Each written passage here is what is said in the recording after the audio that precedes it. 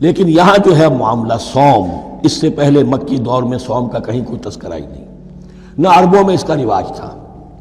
یہ لفظ بھی عربی زبان میں تھا گھوڑوں کے لیے، گھوڑے روزہ رکھتے تھے۔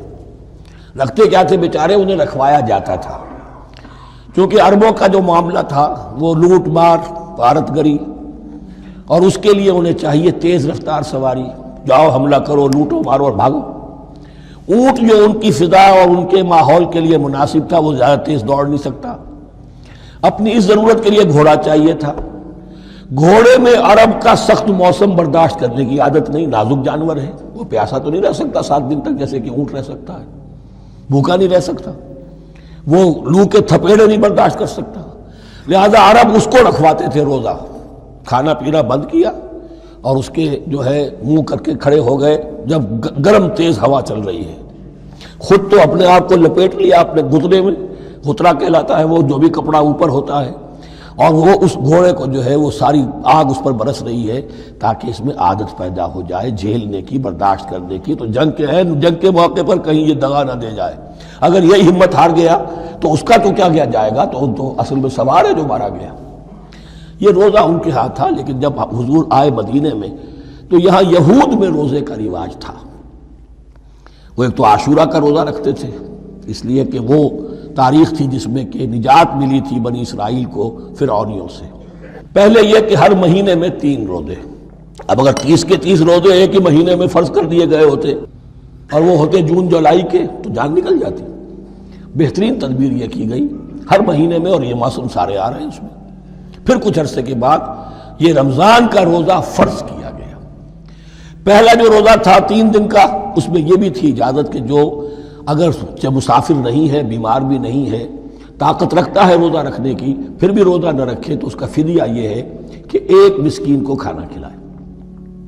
علی الاطلاق تھا یہ۔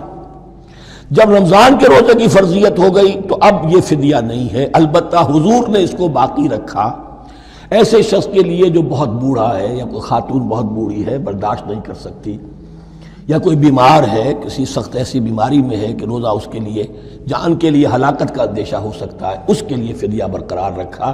عام طور پر صحت مند شخص جو مسافر بھی نہ ہو اس کے لیے یہ رعایت ختم ہو گئی۔ یہ ہے ان آیات کی تعبیر جس پر میں پہنچا ہوں، اور بہت پہلے پہنچ گیا تھا، لیکن چونکہ اکثر مفسرین نے یہ بات نہیں لکھی ہے تو میں جھجکتا رہا، لیکن بعد میں مجھے معلوم ہوا کہ مولانا انور شاہ کاشمیری رحمۃ اللہ علیہ کی رائے یہی ہے، تو مجھے اعتماد ہو گیا، اور پھر مجھے اس کا ذکر جو ہے یہ تفسیر کبیر میں امام راضی کے ہاں بھی مل گیا کہ متقدمین کے ہاں یہ رائے موجود تھی کہ پہلی 2 آیتیں جو ہیں اس روزے سے متعلق یہ رمضان کے روزے سے متعلق نہیں ہیں، بلکہ وہ 3 ہر مہینے کی 13، 14 اور 15 ایام 20 کے روزے حضور نے بعد بھی رکھے ہیں نفلاً، لیکن شروع میں یہ 3 روزے رکھنے کا حکم دیا گیا تھا۔ پہلی 2 آیتیں اس 6 آیتوں پر مشتمل رکوع، اور یہ ایک عجیب مقام ہے۔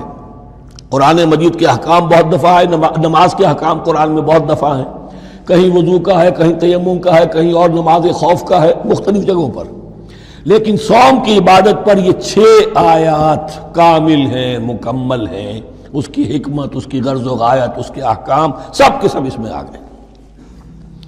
اب پہلی 2 آیتیں کون سی ہیں؟ یا ایھا الذین آمنوا کتب علیکم الصیام کما کتب علی الذین من قبلکم لعلکم تتقون، اے ایمان والو تم پر بھی فرض کیا گیا روزہ رکھنا جیسے کہ فرض کیا گیا تھا تم سے پہلوں پر، تاکہ تمہارے اندر تقوی پیدا ہو جائے۔ وہ جنگ کے لیے کرواتے تھے گھوڑوں کو تیار، تمہیں تقوی کے لیے اپنے آپ کو تیار کرنا ہے، بھوک کو قابو میں رکھ سکو، شہوت کو قابو میں رکھ سکو، پیاس کو برداشت کر سکو۔ اللہ کی راہ میں جنگ کے لیے تمہیں نکلنا ہوگا، اس میں بھوک بھی آئے گی، پیاس بھی آئے گی، اپنے آپ کو تیار کرو جہاد کے لیے۔ اور یہ بات واضح ہو جائے گی، اگلے رکوع سے قتال کی بحث شروع ہو جائے گی۔ روزے کی یہ گفتگو ہو رہی ہے تمہیداً قتال کے لیے، جیسے گھوڑوں کو تیار کیا جاتا تھا، صوم رکھوایا جاتا تھا قتال کے لیے۔ ایام معدودات، گنتی کے چند دن ہیں، یہ گویا کہ ثبوت ہے اس کا کہ یہ 2-3 دن سے زیادہ، معدود جو ہے وہ عربی زبان میں 9 سے زیادہ نہیں ہو سکتا۔ معدودہ جب آئے گا، ایام معدودات، یہ جمع جو ہے جمع قلت کہلاتی ہے۔ معدودات، معدودہ بڑی سے بڑی رقم ہو سکتی ہے، لیکن معدودات جمع قلت ہے۔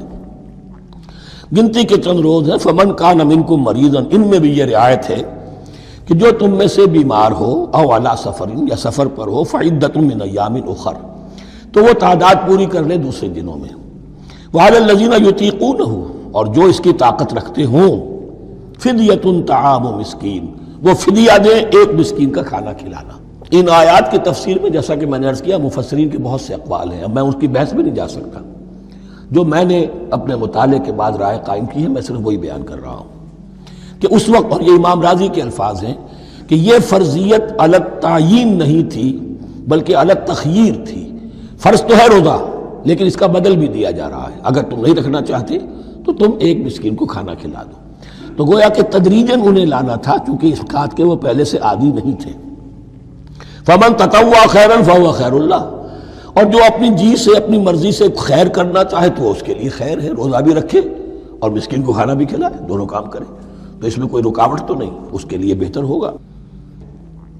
وان تصوموا، اور دیکھو اگر روزہ رکھو، خیر لکم ان کنتم تعلمون، یہ تمہارے لیے بہتر ہے اگر تم جانو. اب یہاں بھی ایک طرح کی رعایت کا انداز ہے. اب آ رہی ہیں دو آیتیں جو خاص رمضان کے روزے سے متعلق ہیں، حکمت اور غرض و غایت. پھر ایک آیت طویل آئے گی احکام، اور پھر ایک آیت آئے گی لٹمس ٹیسٹ. یہ 6 آیتیں. شہر رمضان الذی انزل فیہ القرآن، رمضان کا مہینہ وہ ہے جس میں قرآن نازل کیا گیا. ھدی للناس وبینات من الھدی والفرقان، لوگوں کے لیے ہدایت، اور ہدایت کے بھی روشن بینات باتیں، والفرقان، اور حق و باطل میں فرق کر دینے والی چیز.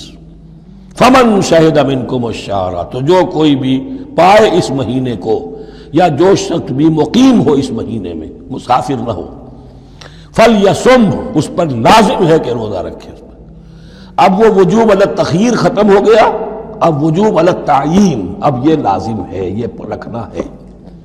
ایک رعایت باقی رکھی، ومن کان مریضا او علی سفر فعدۃ من ایام اخر، جو بیمار ہے یا یہ کہ سفر پر ہے وہ تعداد پوری کر لے دوسرے دنوں میں. یرید اللہ بکم الیسر ولا یرید بکم العسر، اللہ تمہارے ساتھ آسانی چاہتا ہے، سختی نہیں چاہتا.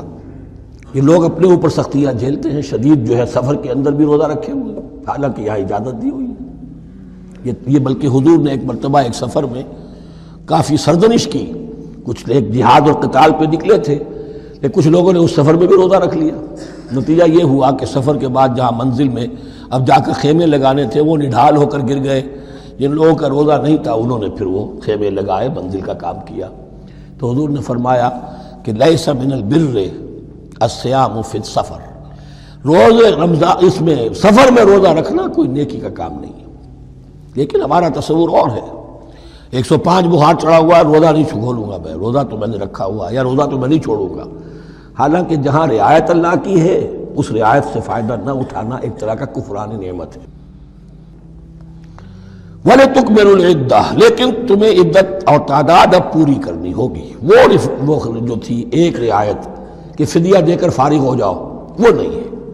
وَلِتُكَبِّرُوا اللَّهَ عَلَىٰ مَا هَدَاكُمْ، اور تاکہ تم تکبیر کرو اللہ کی اس پر کہ جو اس نے ہدایت تمہیں عطا فرمائی. وَلَعَلَّكُمْ تَشْكُرُونَ، اور تاکہ تم شکر کر سکو اس نعمت عظمیٰ کا جو قرآن حکیم کی شکل میں تمہیں دی گئی ہے. اس موضوع پر میرا کتابچہ عظمت صوم اور عظمت صیام و قیام قرآن، اس میں یہ سارے مضامین تفصیل سے آئے ہیں. کیا حکمت ہے، کیا غرض و غایت ہے، کیا مقصد ہے، اور آخری منزل کیا ہے. وَإِذَا سَأَلَكَ عِبَادِي عَنِّي فَإِنِّي قَرِيبٌ. مطلوب تو یہ ہے کہ تمہارا جو یہ جسم حیوانی ہے یہ کچھ کمزور پڑے، روح ربانی جو تم میں پھونکی گئی ہے اسے تقویت حاصل ہو. دن میں روزہ رکھو، اس حیوانی وجود کو ذرا کمزور کرو، دباؤ اس کے تقاضوں کو. رات کو کھڑے ہو جاؤ، اللہ کا کلام سنو اور پڑھو تاکہ تمہاری روح کی آبیاری ہو، اس پر حیات، آب حیات کا ترشح ہو. نتیجہ کیا نکلے گا؟ تمہارے اپنے اندر سے ایک پیاس ابھرے گی. وَإِذَا سَأَلَكَ عِبَادِي عَنِّي فَإِنِّي قَرِيبٌ، تقرب الی اللہ کا جذبہ پیدا ہوگا. تو اے نبی، جب میرے بندے، ایسے بندے آپ سے میرے بارے میں سوال کریں، ان کو بتا دیجئے میں قریب ہوں، دور نہیں ہوں. یہ حقوق انسانی کا میرے نزدیک دنیا میں سب سے بڑا میگنا کارٹا ہے۔ اللہ اور بندے کے درمیان کوئی فصل نہیں ہے، فصل اگر ہے تو تمہاری اپنی خباثت ہے۔ اگر تمہاری نیت میں فساد ہے، حرام خوری تو کرنی ہی کرنی ہے، تو اب کس منہ سے اللہ سے دعا کرو گے؟ پھر جاؤ گے کسی پیر کے پاس، آپ دعا کر دیجئے۔ یہ نذرانہ حاضر ہے؟ یہ طریقہ کیا ہے؟ انسان کا نفس حائل ہے اور کوئی نہیں، ورنہ ہم تو مائل بے کرم ہیں، کوئی سائل ہی نہیں۔ راہ دکھنا ہے کسی رہنوی منزل ہی نہیں، کوئی پوپ نہیں، کوئی پنڈت نہیں، کوئی پادری نہیں، کوئی پیر نہیں، کوئی نہیں۔ جب چاہو اللہ سے ہم کلام ہو جاؤ، اس سے بڑا حق کیوں خالق و مخلوق میں حائل رہے پردے؟ پیران کلیسا کو کلیسا سے اٹھا دو۔